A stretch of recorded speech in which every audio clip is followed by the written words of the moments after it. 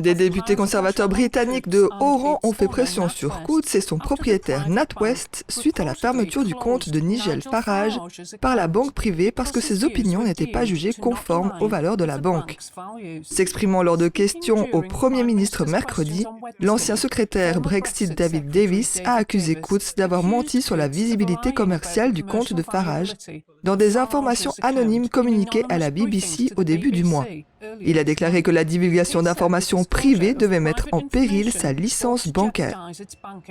Son compte bancaire a été fermé, non pas parce qu'il était un membre du PDP, non pas pour des raisons commerciales, mais parce que ses opinions ne correspondaient pas aux valeurs de la banque Coutts.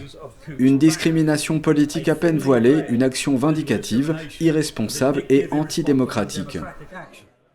Le Premier ministre Rishi Sunak a promis d'utiliser de nouvelles mesures pour sévir contre les banques qui refusent de travailler avec des personnes considérées comme politiquement exposées.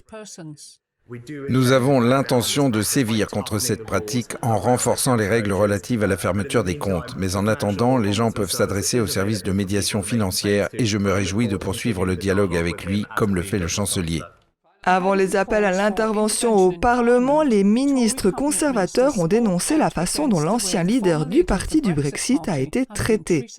La ministre de l'Intérieur, Suella Braverman, a tweeté « Le scandale Coutts expose la nature sinistre d'une grande partie de l'industrie de la diversité, de l'équité et de l'inclusion. » Selon un dossier que Farage a obtenu de Coutts, la banque a cité son tweet concernant une blague de Ricky Gervais sur les femmes transgenres et son amitié avec le joueur de tennis Novak Djokovic qui s'oppose à la vaccination contre le Covid.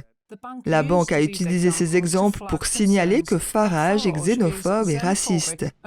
Farage a déclaré que son expérience lui avait fait craindre que le Royaume-Uni ne se dirige vers ce qu'il a appelé un système de crédit social à la chinoise, où seules les personnes ayant des opinions acceptables peuvent participer à la vie de la société.